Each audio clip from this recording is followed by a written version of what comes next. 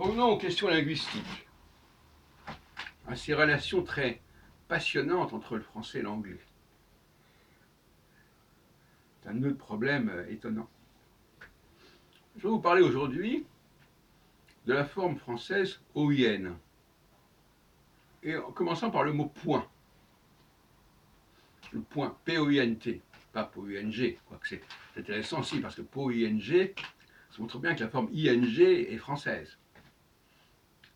Bien qu'on la voit souvent comme anglaise, quand on dit parking, smoking, ça, mais on a le point. Et un poignet, etc. Mais là, je reste sur le P-O-U-N-T, qui a eu énormément de succès en anglais. Alors, en anglais, on ne dit pas le point, on dit le point. Point. To the point, ça veut dire tout simplement au point 2. C'est un calque du français. Pointless, ça veut dire sans raison, ça n'a pas de sens. Pointless. Puis là, vous avez tout un ensemble de mots en OI qui viennent du français, comme to join, join me.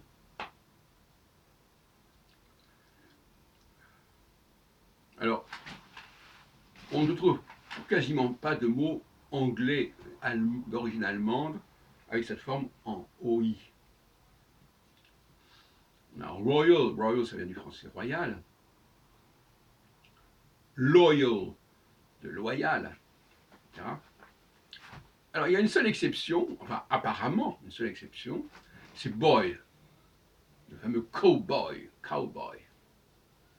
Mais finalement, tout le monde est d'accord pour considérer que ce n'est pas une forme locale. C'est probablement aussi une forme d'origine française. Et d'ailleurs, dans le boy, il y a le b, babe, et le b, c'est le jeune, le bébé. Et boy, c'est un jeune garçon. Donc, voilà.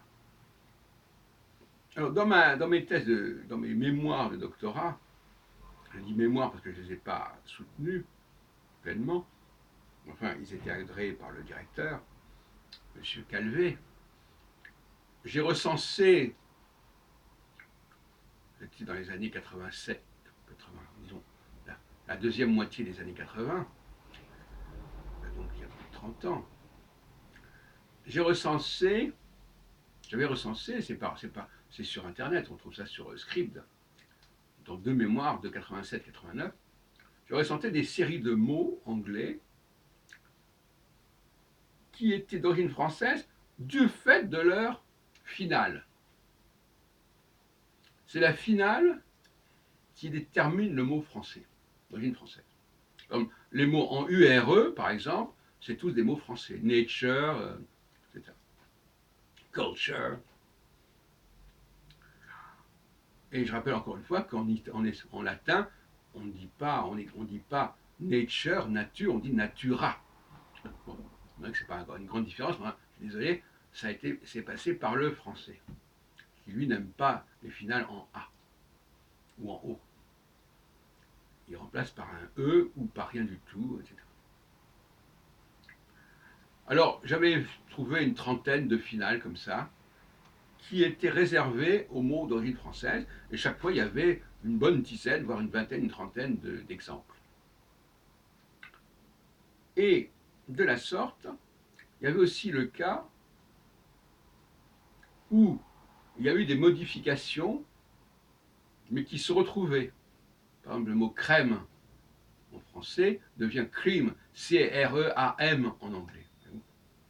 Donc ça, c'était un changement qui était automatique. Mais il ne faut pas oublier non plus que l'ancien français n'est pas le français actuel, et qu'il y avait des choses qui existaient en français ancien et qui ont été prises telles quelles en anglais, qui les a perpétuées jusqu'à nos jours, alors que nous les avons modifiées. Alors, prenons par exemple les mots en TY, fraternity, equality, liberty, beauty, etc. Tout ça, c'est des mots français qui sont passés en anglais. Alors, on dira, ah oui, mais il y a un Y. Oui, il y a un Y, Sauf qu'au pluriel, ça devient IES. Voyez-vous. Donc Y disparaît. Bon, alors évidemment, fraternité, beauté, ce sont des formes en et vous savez que les formes en et remplacent des consonnes. Je n'irai pas plus loin sur ce point-là. Et donc, je crois que si on devait concevoir l'enseignement de l'anglais en France, on mettrait l'accent évidemment sur ces séries de mots français en anglais,